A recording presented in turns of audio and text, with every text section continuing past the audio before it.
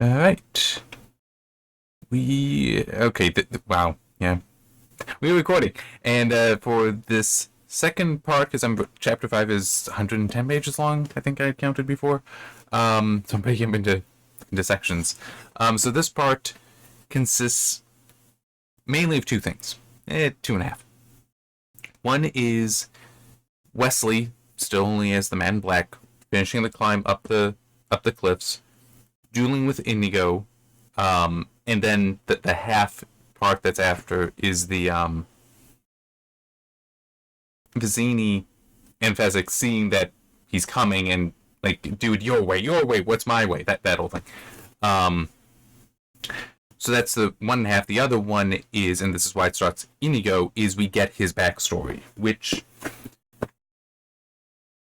it is interesting getting it this way because a lot more detail. Not that the movie does it poorly though. I mean, it's like the movie is just Inigo giving the quick summary. One thing I do kind of wish was also in the book because it would have in the movie. I do think you can interpret it as a great sign of respect when uh Inigo. Well, he already saw. Yeah, that's not a six finger on the Man in Black. He knows it's not him. But when he takes the six-fingered sword out of sheath and actually hands it to Wesley to inspect, I do see that as a great sign of respect because Inigo does have a respect for him. It's like I've never seen its equal. It's like that is legitimately a good moment. It isn't in the book, but it does make some sense why it's in the movie, not in the book. Because in the book, it starts before that the sword is made, so you have it built up because of the process of it being made and then all that. So yeah, we get to meet Domingo Montoya, who is Inigo's father, widowed. Inigo's mother died in childbirth, and they have a definite love for each other, even though it's also said in there that Inigo's not even sure his father ever smiled. It's just how they get along. But Domingo also has an old friend. See, Domingo, he's living out in the hills behind Toledo in Spain. And he is a great swordsmith, but he is tremendously humble about this and kind of plagued by a desire. Now he has a lifelong friend who lives in Madrid, and he is a very, very well-known, very renowned swordmaker as well, who is not Domingo's equal at all. So whenever he gets an order that he takes some of the money for, that he knows he can't do, he will go into the village, find Domingo, and they have this the routine. There we go. That they go through of Iste. I'm not sure. Yeste. I'm not sure how you pronounce that. He goes through this and Domingo's constantly like, no, no, no, no. And it's like, I'll offer you money. I'm begging you. I'll kill myself. I can feel it already. It's like, that's impressive because it's still 2 inches from your chest. I'm anticipating it. I mean, it's just they always do this, and eventually Domingo does give in because he does want to see his old friend die. And then it's like, all right, fine, I'll do it. And you can stay for dinner as well. And Esti is like, what are you having? The usual gruel. Inigo, why don't you go into my carriage and see what you can find there? And because he also always brings a feast. Like this is not like regular on a schedule, but it is routine. And there's a definite love there. But why is it that Domingo always refuses? He actually explains. Because the specific sword that Esti is coming to him to have made is some noble that has a new mistress, and so he wants a new sword made that has jewels in the handle that spelled her name or the initials to show off. So purely a vanity project. And he knows Domingo has a skill dude and he doesn't. And Domingo's like, nah, I mean, that's not art. He's obsessed with creating something that's truly art. Once he's achieved that, then he's willing to come and be a partner. But he must achieve that first. And he can't do that if he's constantly fulfilling orders like this. And he even gives an example. You came to me with an order from a 70-year-old, an 80-year-old who needs to fence a duel. That would be art. because I may have to search out new metals for the blade. I may or come up with a new alloy there, something that hasn't been created for 1,000 years, because it needs to be strong enough and sharp enough to be lethal in a duel, but at the same time it must be light enough to not tire out the already weary arm. So that's the thing that he wants to do. He wants to craft something that is truly a master work. That's what he wants to do, and he has the skill to do it. Let me also be clear on this. Okay. So, eventually, there have been rumors about Domingo, apparently, and this is why the six-fingered man, who is just described as that, just as how Wesley's only being described as the man in black. In my notes, I was putting down Rugen. I'm going to probably refer to him as Rugen because it's easier. He comes and is like, I want this sword. And Domingo's like, no. There's a very, very fine sword maker down in Madrid. Go talk to him. There's no great sword maker here. So he's just constantly refusing him. But eventually Rugen manages to explain why. And let me see if I can actually find it, because I do want to read it. It is actually kind of important, even for a couple of reasons. Because there's one where it's like, a little bit contradictory here, but...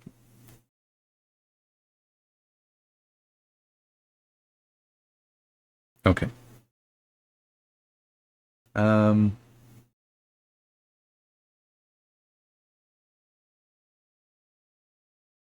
Okay.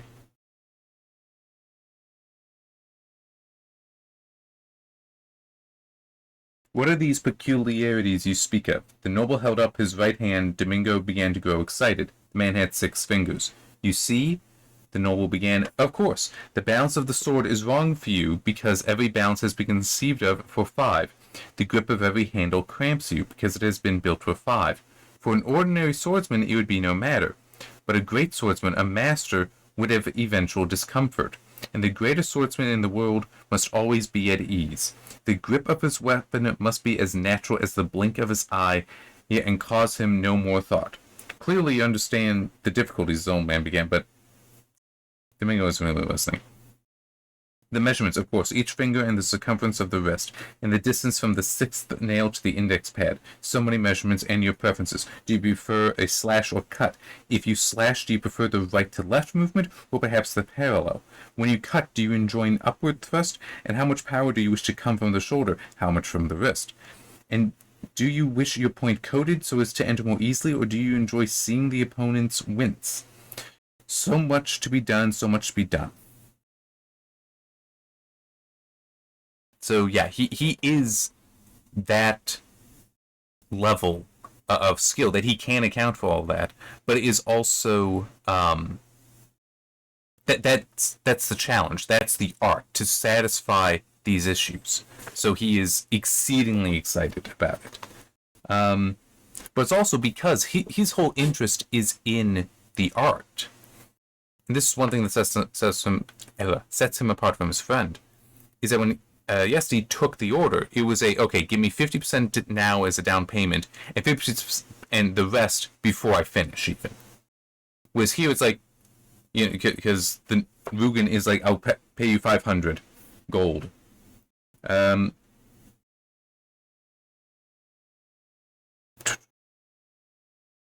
I'm pretty sure he does say at some point that it's 500. I'm just not spotting exactly where it is. But in any case, Domingo refuses any payment at all for it.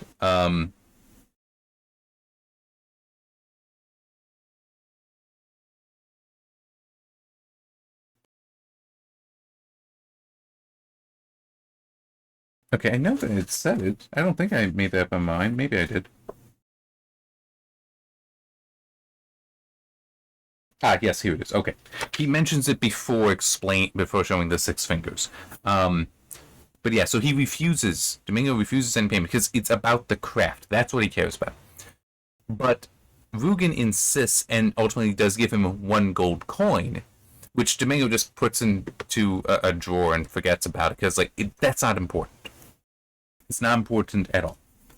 But then he gets to working on it, which takes a year. And it is Yeah, sometimes Inigo, well, joy to despair, day to day, hour to hour. Sometimes Inigo would wake to find him weeping. What is it, father? It is that I cannot do it. I cannot make the sword. I cannot make my hands obey me.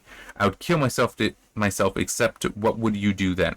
Go to sleep, father. No, I don't need sleep. Failures don't need sleep. Anyway, I slept yesterday. Please, father, a little nap. All right. A few minutes to keep you from nagging. And then other nights, Inigo would wake up to see him dancing. What is it, father? Is I have found my mistakes, corrected my misjudgments. Then it will be done soon, it will be done tomorrow, and it will be a miracle. You're wonderful, father. I'm more wonderful than wonderful. How dare you insult me? And just, he's constantly bouncing back and forth like this because he's a temperamental artist, I think is one way to put it. So it is just back and forth, but finally he makes it, and it's even described that in their darkened hut, it's the six-fingered sword sitting there, it still glistens. Now,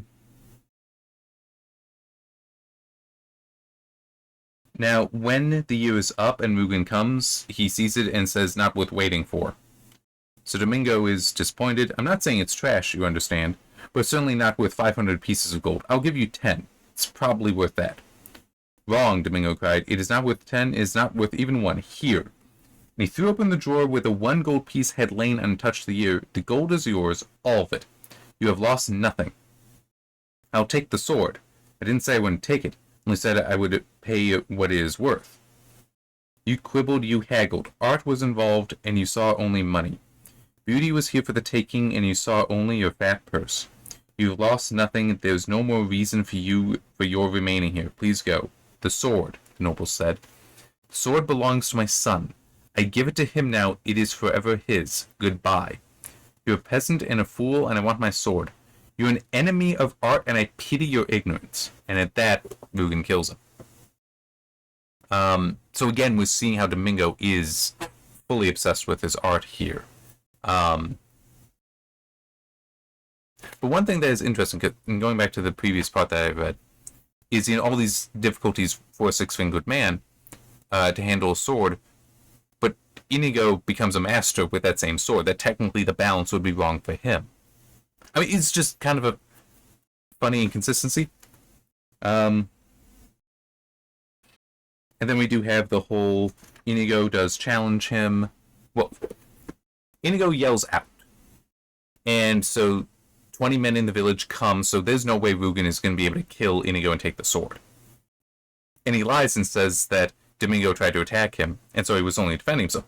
Everyone knows it's a lie, but it's like, he's a noble, we're not doing this. Inigo takes the sword, challenges him, and Rugen gets down and soundly, swiftly beats him. But despite Inigo being disarmed, he continues to stand there quite straight. It's like he is not backing down. And it's like, he's ready to be killed. And Rugen isn't going to kill him because he recognized his potential. Even though he's only at this point 10, he still recognized the potential. Which I made a note. That is interesting how Rugen is also the one who recognized the potential in Buttercup's beauty. Just it is kind of interesting how he that is just an aspect of his character. He can look at something and see what's possible. Anyway,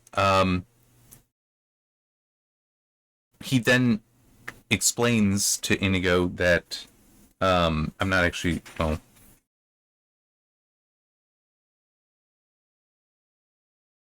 There. He's not going to kill him, but he has been rude. And he needs to remember to not be so rude, so he gives him the scars. Which in the movie, it's just like here and here. In the book, it's like, from here down. I mean, it's all the way down, temple to chin, on both sides. Which then something later, and Goldman had better make sure it happens later as well. Okay? But later, before the duel with Wesley, he draws out the sword and he actually touches the blade to both scars. That is a hell of a ritual, okay? That is immensely powerful because of how it is basic. He is reminding himself of that basically the only wound he truly accepted and has defined him. So he is touching it, he's reminding himself of that.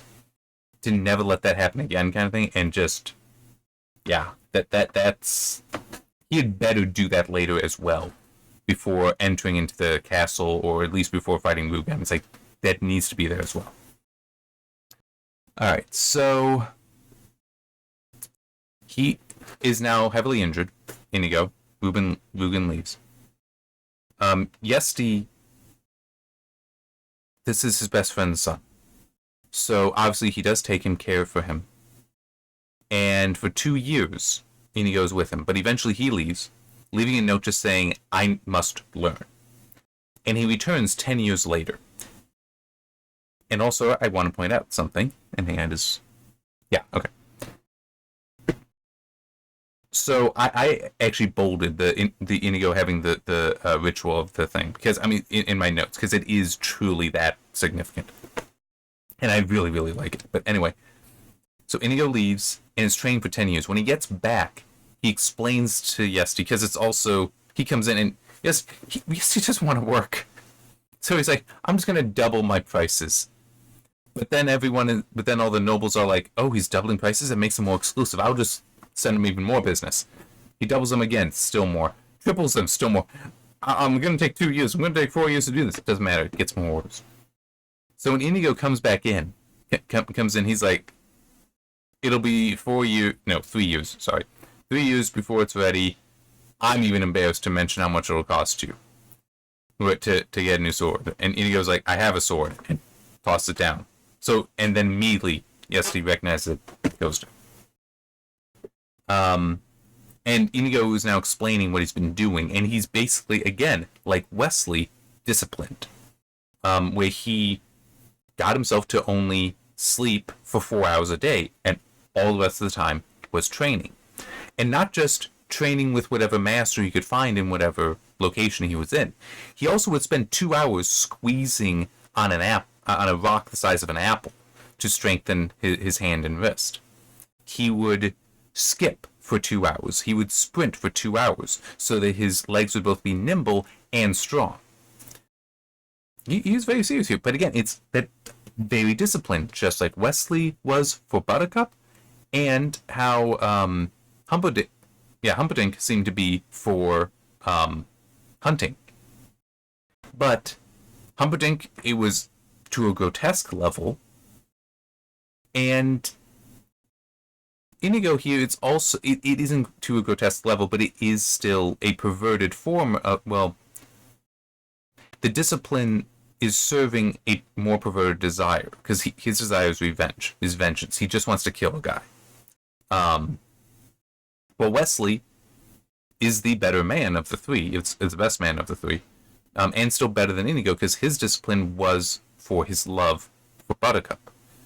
But it still is. Inigo, you could still say it's for the love of his father, but instead of that being for him to have his own life, it's about vengeance. So it is still, it's like, you're better than Humperdinck.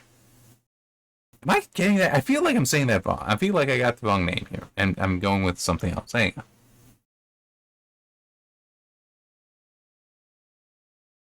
Yeah, Humperdinck. Okay, I don't know why. I just started having doubts that was his name.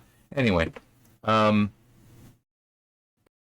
I do just, and also the physical training. You again see all three of them very disciplined. They are physical. They are physically active to achieve their goals. Wesley has the best of the goals, true love. Inigo seeks vengeance. It is kind of still born of love, but it's still somewhat twisted, so he's not as good, but he isn't horrible. And then Humperdinck likes killing things, and so he's disciplined himself to be best at that. He's not the good guy still. But anyway, part of the reason why Inigo has returned to his, let's just say his uncle, is because his uncle, even though he's gotten very fat, and so is not going to be a good fencer, he knows fencing. So he's like, if you think I am ready to face the six-fingered man, I know I am. If you say I'm not, then I'm going to go and train for another 10 years. So it's like, okay, I know you got lethal intent. We don't need to worry about that. So let me just see you fence. And you don't need the enemy here. You can imagine your enemy. And he's just going to start calling things out. So it's like, Inigo began to leap around the courtyard, the great blade flashing. He uses the Agrippa defense, Yesty shouted. Immediately, Inigo shifted position and increased the speed of his sword. Now he surprised you with Bonatti's attack, and he's just going through that. Just seeing what he can do, what he can respond to. Alright, so now it's done, let's talk. I'll tell you the truth, and it's up to you to live with it. First, there's never been a master as young as you. 30 years at least before the rank has yet been reached, and you are barely 22. Well, the truth is, you are an impetuous boy driven by madness, and you are not now, and never will be, and you never will be a master. Thank you for your honesty, Inigo said. I must tell you, I had hoped for better news. I find it very hard to speak just now, so if you'll please excuse me, I'll be on my... I had not yet finished. Why, I had not finished. What else is there to say? I loved your father very dearly, that you know. But this you did not know. When we were very young, not yet 20, we saw with our own eyes an exhibition by the Corsican wizard Bastia. I know of no wizards. It is the rank beyond master in swordsmanship, Yesty said. Bastia was the last man so designated. Long before your birth he died at sea. There have been no wizards since, and you would never in this world have beaten him. But I tell you this, he would never in this world have beaten you. I am ready then. I would not enjoy being the six-fingered man, is the only response Yesty has back. So, at this point, we now have established that Inigo would be is this wizard rank, and so is, by Yesty's determination, the best fencer in the world. Okay? Because there is no one else to have that rank at the moment. Yeah, so now he starts searching for Rugen and cannot find him. And it's like, you'd really think finding a nobleman with 6 fingers would be easy. But then he's like, oh wait, it's been 10 years. I have no idea where he is. He could be off in Asia, exploring, adventuring, or something like that. So he goes around. And it becomes a problem. Because eventually two things happen. He starts drinking more wine to put himself to sleep. More wine with lunch and so on. And also he starts getting bored with fencing. And the way he makes his living is actually by rolling up into a town, making a bet with the local champion, beating the champion, taking his money, and then leaving. Not killing the champion. He doesn't need to do that. But it's still, he's getting so bored with that he becomes the drunk that we do see in The Princess Bride. Vizzini finds him and initially actually gets him more wine, but then starts pulling him out of the bottle to make use of him. And then, Fezzik is there as well, so together they are the Sicilian crowd. And any crime you want done, they can do it. Because you've got a wizard of a swordsman, the giant that is Fezzik, and the mind of the Sicilian. Of course, Vizzini is not actually that smart. That's already been demonstrated and continues to be to a degree. He believes himself smarter than he really is. But still, it works. It works for quite a while. I'm trying to remember. It is many years ago by, so he'd definitely be in his 30s at this point, right? Or at least near that. Well, hang on.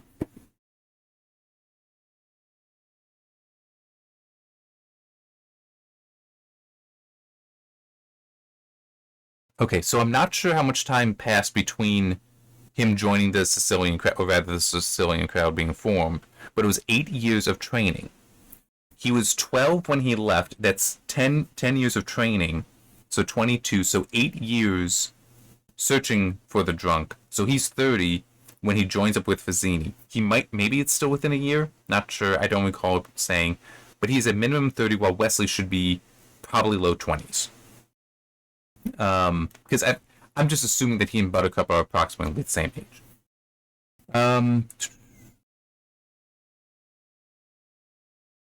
So now we come to real time. Wesley's still climbing up, and he's getting impatient up top. Inigo is. So he's like, I don't suppose you can you could speed things up. That's in here. Some things are a little different, but largely it's quite consistent. Although one thing, actually, yes, I do want to read this if I can find it. Because one thing that I do think that the movie does better Um,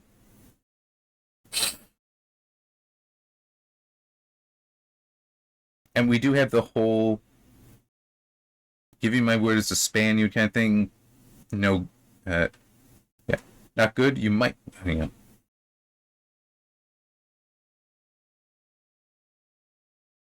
No good. I've known too many Spaniards. It's up here. Yeah, there's no way you'll trust me. Nothing comes to mind. Suddenly, Inigo raised his right hand high. I swear on the soul of Domingo Montoya, you will reach the top alive. So you might have noticed that line is slightly different from the movie. And this is why I actually do think that the movie does it better. Because here's Wesley's response. I do not know this Domingo of yours, but something in your tone says I must believe you. Throw me the rope.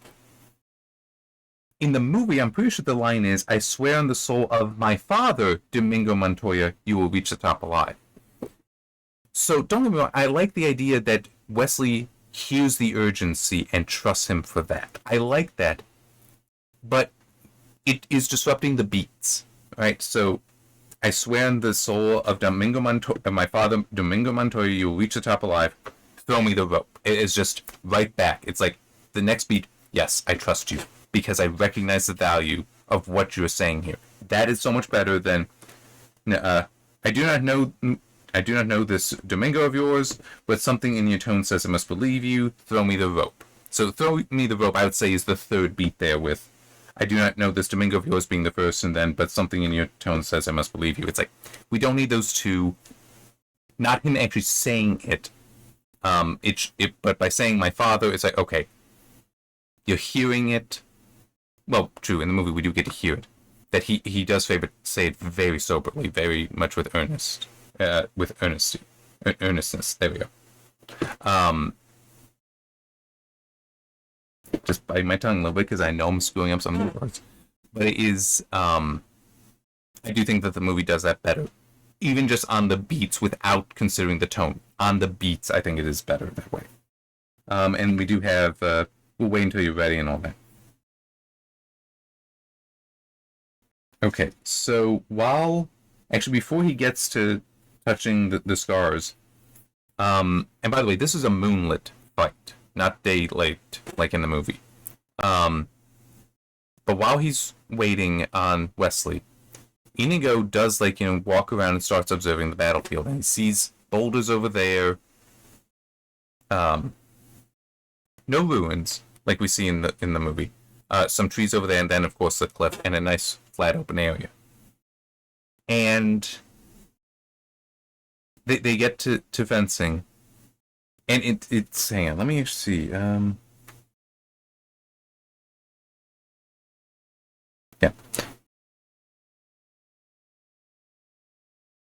Okay.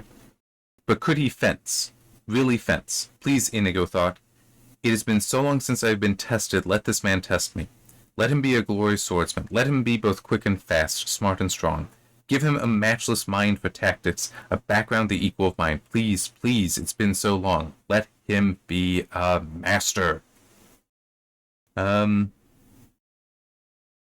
seem a decent fellow. I hate to kill you, Inigo says. You seem a decent fellow. I hate to die. But one of us must.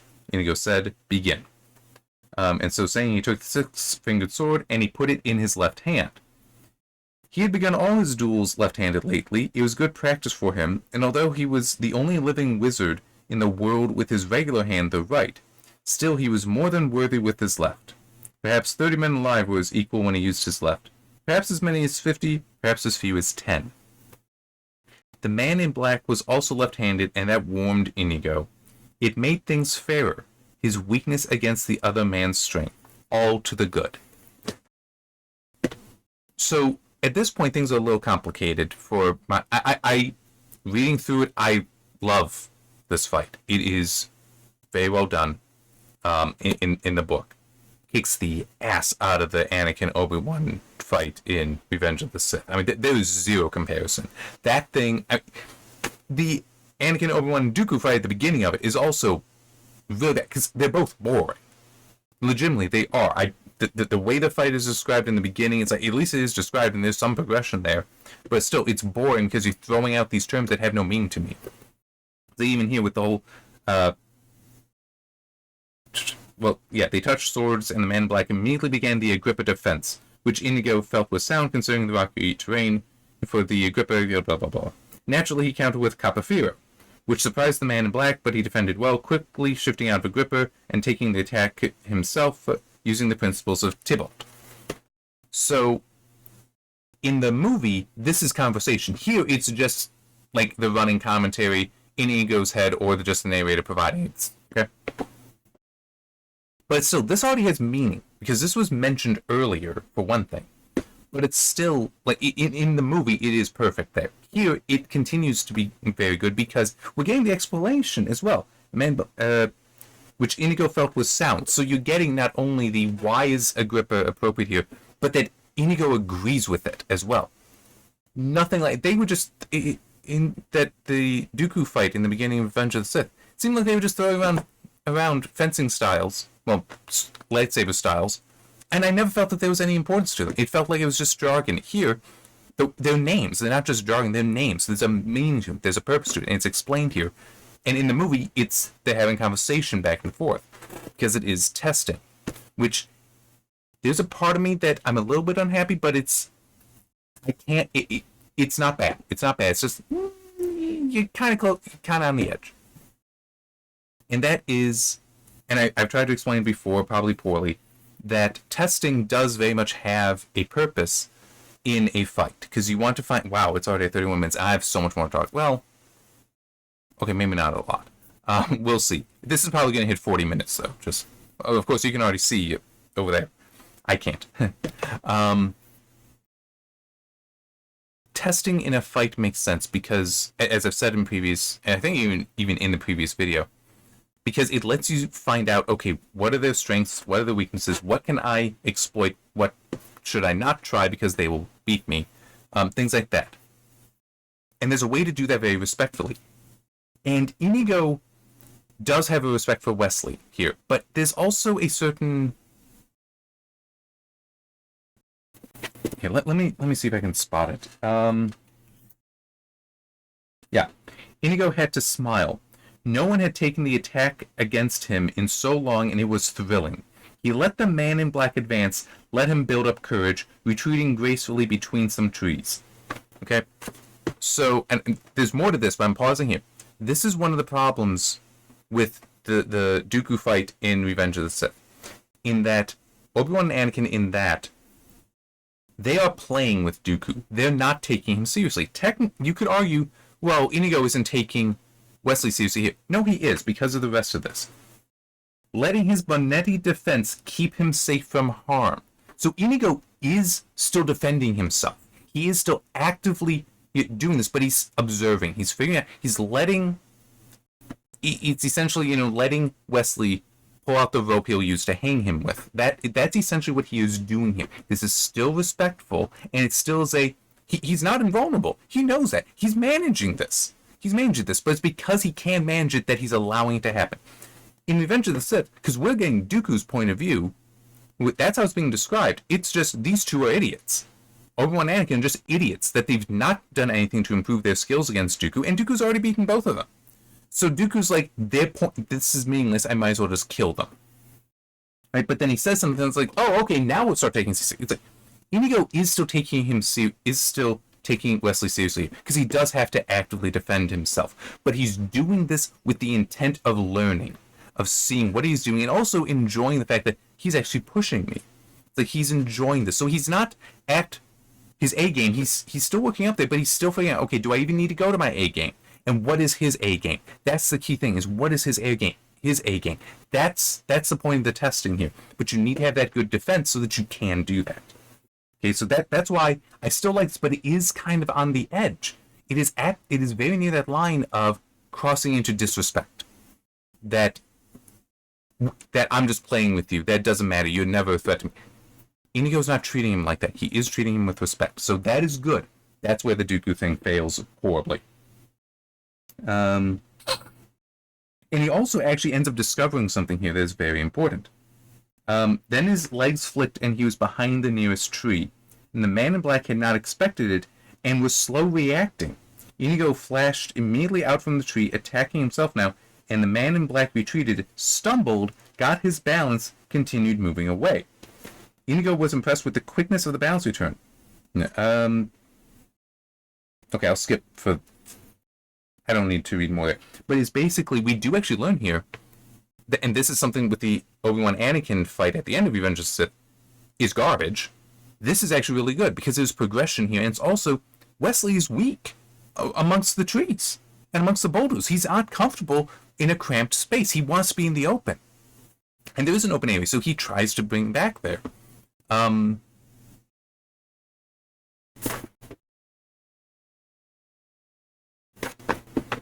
Okay, yeah, so it is also Inigo, he's amongst the trees initially, but then pushes Wesley into the boulders, and he's uncomfortable, and Inigo, even though it's minor, it's only a scratch, he does draw first blood. He does scratch Wesley's left wrist. Okay? And in response to this, Wesley makes a hurried retreat. And by the way, something else, it does mention Wesley retreating, because this is another thing that I really hated. And this was also in Attack of the Clones, but that I also really hated in both Attack of the Clones and Revenge of the Sith. I don't remember if it was mentioned, if it was much in The Phantom Menace or in Return of the Jedi. But, like, I remember in Attack of the Clones, Anakin put up a force wall, essentially, so that Dooku bumped into that, and was like, and would be shocked. So he cut off his retreat, but that means then that Dooku has just paused, he's hesitated, and Anakin doesn't take advantage of it. Well, here, even when, like, Wesley stumbled, but he stumbled while retreating, regains his balance, and keeps retreating. So it does actually explain why Inigo would not be able to catch him here. That Wesley is still acting defensively, is still escaping. Whereas in more than just the one fight in Attack of the Clones, I think it was also in the Dooku fight in Revenge of the Sith and the Anakin Obi-Wan fight. I don't remember so well the Anakin Obi-Wan fight. But there it's like somebody would be would for whatever reason hesitate, and the opponent would do nothing about it. The opponent would just let them hesitate, let them recover that. It's like, why? Here, we are getting an explanation for it. And you might be like, oh, but shouldn't you be able to overcome? It still is. An action is being described either immediately before he was retreating and he tripped, he stumbled while retreating, but recovered his balance. So we get before and after. He is still moving. Immediately, the man in black hurried his retreat. This is after he got cut on the wrist, getting his position away from the boulders, getting out into the open of the plateau. Inigo followed, not bothering to try to check the other man's flight. There would always be time for that later. Now, that is a little bit of a problem. That is starting to touch on being disrespectful. He's like, I don't need to, it doesn't matter where you are, I'm going to be able to kill you, I basically won. That is... I don't like that. It is overconfidence that will be a problem for him. And technically it is. Because then, this is when Wesley launches his greatest assault. How it's described here, anyway. And it came with no warning, and the speed and strength of it were terrifying. And so this Inigo is being pushed back, and even comments, he doesn't even recognize this. And he knows every fencing style he's ever encountered. He's never encountered anything like this. Well, there are some things about it that are familiar, but he doesn't know it, so he doesn't know what the counter is. But eventually he does figure out, oh, it's simple. Tybalt should be the counter here. And so he's allowing himself to be backed up closer and closer to the cliffs. There are no ruins. It's just a cliff. But once he got close to it, then he tried the counter, and it was blocked. He blocked it. Inigo repeated the Tybalt move, and again it didn't work. He switched to Capoferro. He tried Bonetti. He went to Fabri. In desperation, he began a move used only twice by Sanct. Sanct? I'm not sure. S-A-I-N-C-T. Anyway, nothing worked. Man in Black kept attacking him, and the cliff's almost there. So this is the whole... is like, when it's being pressed again... Oh, wait. Oh, wait, no. That's right. They're going like that. And it's like, why are you smiling? Yeah, you are most excellent, Inigo said. Thank you. I've worked very hard to become so. You are better than I am. So it seems, but if that's true, then why are you smiling? Because I know something you don't know. What is that? Well, I'm not left-handed. Whereas in the movie, I think it is, I am not left-handed. So he's adding in the syllables, and it's like, that makes it much more lyrical. So, I mean, in the book, you don't really need it, but in the movie, that is the perfect way to do it. Mandy Patinkin can perform that perfectly. Yeah, anyway. And so now, Wesley's being pushed back again, and it is, the difference going from left to right hand is actually covered here. He could block 50 thrusts, but the 51st flicked through, and now his left arm was bleeding. He could thwart 30 repos, but not the 31st, and now his shoulder bled. Hang on a second. So I need to get a drink of water. There is something I want to mention from my history of fencing. You know, I'm going to pause it as we get the drink. I don't know if you'd even be able to see it, but I actually do have a scar here and a scar here, because I fenced for 3 years. And that is on my right arm, which some of you might be, if some of you are slightly familiar with fencing, you might be like, wait, how did you get them there? Some of you that are more familiar with fencing might be like, oh, you fenced a lefty. It's like, yes, I did. He was on my team, and I got both of those from him. It happens. Not a problem. And the funny thing is, I knew him since elementary school, too. But anyway, a righty fencing a lefty is actually difficult. Now, that's true, they start off both lefties, so this would bounce out, wouldn't be a thing. But right to left is tricky because of how it lines up. And it's actually funny, one thing I remembered I did at one point, because I noticed, and legitimately, this is all it can take sometimes. I noticed that when fencing him, his name was John, by the way, it's just going to be easiest to actually give him the name. His front foot, which would be his left foot, so my right foot, because I was fencing right-handed, was often to the side. And I noticed that, wait a minute, that means that he is naturally on the outside of my defense. Like, even with an épée that has a large guard, he's still on the outside. So I clearly remember doing this once. So I'm just like, I'm going to watch his foot and just make sure mine is always aligned. And you know what happened? He stopped hitting me. Because just my arm being still, holding it still, right out there, it gave me so much protection. He wouldn't just as naturally be able to get around. And it's also, that is something that lefties actually take advantage of, because he even said when I mentioned this to him, and he, I think, didn't quite catch what I had said, but he pointed out that, because we weren't actually fencing on a strip, he stated, and this is how lefties would fence, that his left foot, is on the edge of the strip always, because you want to have that advantage that you are going to be able to come in and hit on the left side, on the outside like that, much more easily.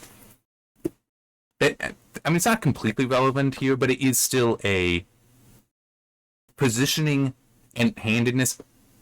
They really are very important in fencing, and I guess it's just the fact that Wesley's getting injured reminded me of my own minor injuries.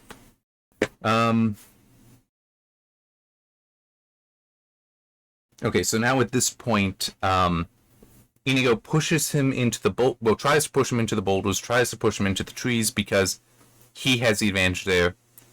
Wesley is uncomfortable there, but Wesley manages to nope, keep out of that.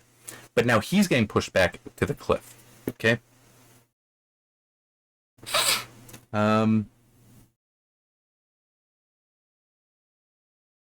Yeah, you are amazing. Thank you, Wesley says to him. Thank you. It has not come without effort. The death moment was at hand now. So Inigo's like, I know I got this. I'm going to win. I'm going to kill.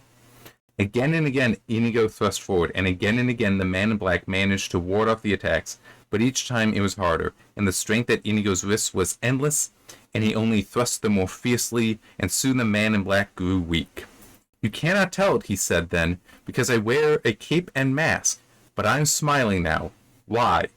Because I'm not left-handed either, said the man in black, and he too switched hands, and now the battle was finally joined. So this would be the whole, the testing is over. We're both going at this full strength. This isn't even our A games. This would be their AAA games, okay? Full on, all lethality that they have, all their strength. And Inigo began to retreat. Who are you? No one of import, another lover of the blade. I must know. Get used to disappointment. So they're fighting, all right? Not in the movie where they're paused. They are actively fighting here, it seems. That isn't necessarily going to be... I could understand if somebody who's actually knowledgeable of duels. I am not.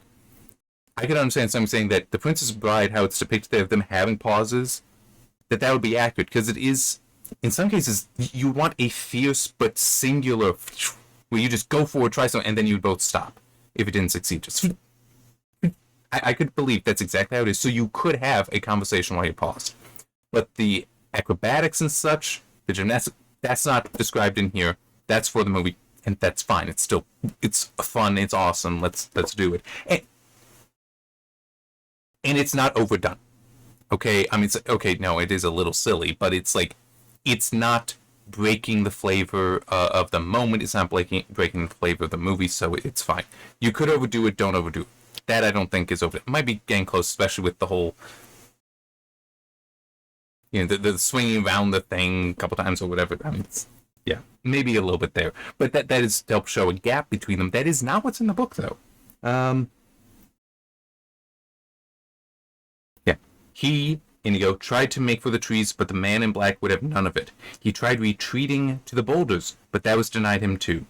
And in the open, unthinkable as it was, the man in black was superior. Not much, but in a multitude of tiny ways. He was of a slightly higher quality, a hair quicker, a fraction stronger, a speck faster, not really much at all, but it was enough. So, yeah. And then the rest of it is very similar to what is in the movie, where he manages to flick, he gets a flick in there so that the six-fingered sword goes flying, and Inigo knows he's defeated and does in fact fall down on his knees, which I was kind of hoping he would be standing, just like how he did to Rugen earlier when he was but a boy of 10. But it's okay. I mean, he has been defeated here. I mean, he really has been. He felt that he believed that he was the greatest in the world, and he's actually met somebody who's beaten him. But I do also want to point something else out. I'll come back to that, I hope. But it is just like in the, very similar to in the movie. Yeah, do it quickly, Inigo said. May my hands fall from my wrists before I kill an artist like yourself. I would as soon destroy Da Vinci. However, and he clubbed Inigo's head with the butt of a sword, since I can't have you following me either, please understand that I hold you in the highest respect. Struck one more time and the Spaniard fell unconscious. Then he tied him up and ran off. So very similar to that. And it's just there is that respect there. But this is really, the duel is legitimately very, very well written. I am incredibly happy with it because there did consistently seem to be respect there until Inigo believes he has that advantage and now he's overconfident. Until then, I mean, that is, in a way, that is Inigo's downfall. He is overconfident. But it still is, no, Wesley is his better. Which is also interesting considering that Wesley is injured. Even though not necessarily on the right side, it still is he's losing a little bit of blood from a wrist wound, somewhere on the arm, and then a shoulder wound. And yes, it would likely all be on the left arm, because that would be the one forward, because he's fencing left-handed, not right-handed. Why would you aim over here? If you're aiming over here, you're doing it when this is forward, you're doing wrong, because you hit here to kill him. Well, okay, about here actually is the heart, but it's like you're not aiming back there. It would be here. But it's still, we also have a sense of progression here, and oh my god, that is legitimately the main reason I despise the Anakin Obi-Wan fight in the Revenge of the Sith novelization. I had no sense of progression there. It's like, I have no idea who's actually stronger than the other in there. No sense of their skills, nothing. It felt so boring and empty to me. But it's also true, maybe I missed some of that, because I was already bored with the book and really not enjoying it. But I don't recall any of it there, and I think I would have made notes, and I know I didn't. I mean, there was one moment where, like, Obi-Wan is just commenting on, like, retreating back and intentionally doing that. But that's it for strategy. Nothing else is mentioned. Here, strategy is constantly being mentioned. It's constant there. In the movie, you have them talking it out, but in this, no, it's Inigo thinking about it. How am I going to do this? What am I going to do? All that. And realizing that Wesley is not perfect. He doesn't like the cramped spaces. So he tries to take advantage of that, but Wesley is so skilled, he recognizes that and denies it to him. That's amazingly well done here. Okay, maybe not actually amazing. I might be overselling it there, but it is just, it's really well done. It is present and it works. It makes sense. It is well done. And that book was just doesn't have it there.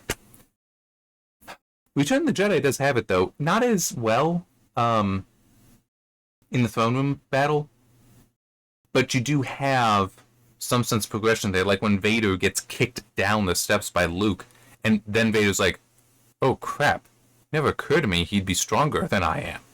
I was like, at least there is this recognition of that there is some difference between them and that there is a need to advance. It's not as clear here. Like, the whole switching hands is a gimmick there to try to tell you that, yes, this is serious. But it's still, this is treated with such respect that there would be advancement going on, that there is, in fact, a challenge going on here. It's not just a fight. It is a challenge. It is competition.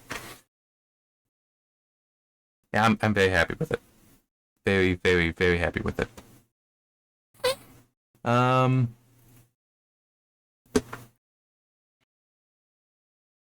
I do also like the whole Wesley is just slightly better. It's only a fraction, but it is just still enough for him to overcome Inigo. It's like that again. That's awesome. Let's have more of that, because it is stressing both how close they are, but how important even those small differences are. Even those small differences. So finding those differences are key. That matters here. It doesn't matter in so many other stories.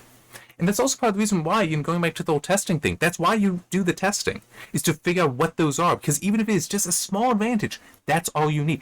And Wesley avoids the boulders and the trees. So he recognizes that's somewhere that I don't have the advantage. So he has to control things. It is very well orchestrated. And I think I should shut up and move on to the next part, which is really short. It's like a few pages. It's just the whole... Fezzik spots that it's a man in black coming, and Vizini's like, what? Yeah, it's not Inigo following us. That's inconceivable. Oh, no, you're right then. Inigo must have killed him and then decided to take all his clothes and gain 80 pounds. And then Vizini's like, you're stupid. Obviously that is the man in black. Don't you know what Inigo looks like? You're right. You're right, Vizini. I am so stupid. We do get the mention of the rhyming. At this point, how he tries to do the rhyme. So they just in the movie integrated that earlier. So I am glad that is in here. Not, I mean, it was great for Andre the Giant, I think, to do that anyway. But it is mentioned here. We don't actually get it, but it is mentioned, and he doesn't say anything either. One other thing I will add is, so Fezzik had been carrying Buttercup, but at this point, because he needs to be sent to kill Inigo, kill Wesley. Buttercup needs to at least have the bounds on her feet removed so that Vizini can drag her off but have her walking. And again, we see Fezzik actually being kind of kind towards her because he rips off the rope, but he then also rubs her ankle so that get the blood flow going again so she can walk, she can run. We do still have the line of, my way isn't very sportsmanlike. It just, oh no, I could do that, yes, it just doesn't seem very sportsmanlike. Doesn't it? But it's still, Vizini, well, he's like, can give me a hint as to what my way is? Force! That's what you always tell me, it's force! Just pick up a rock when you see his head, hit his head with it's that whole thing. But it's a little bit more Fezzik doesn't actually fight that much, so it's like, I don't know what I'm supposed to do.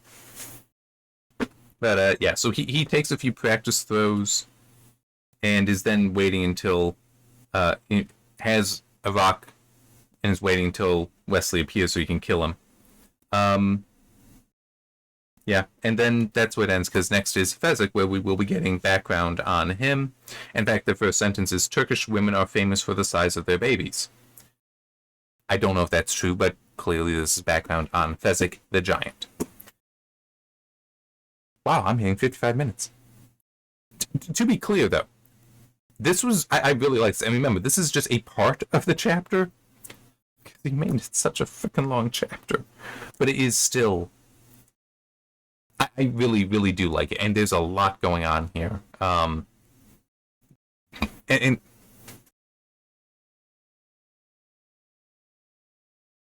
I'm just trying to think. because when I'm done with this, I'll probably watch the movie. I'm trying to decide, will I watch the duel in the movie and be like, yeah, this is awesome, or I'd be like, you know what, the book was better. I don't know, that they're kind of close to each other. But I really do like it. I also do appreciate, like, thank you, that in the previous video when I was rambling about how looking forward to the testing and how the verbal testing between them is meaningful in the movie. We do get that here, but it's not spoken. That's fine, but still, it does exist here, and that is important to me anyway. So yeah, I'm happy, and we'll see you next time for Fezzik. This is part 3 of 5 for how I'm breaking up this chapter. So yeah, see you then.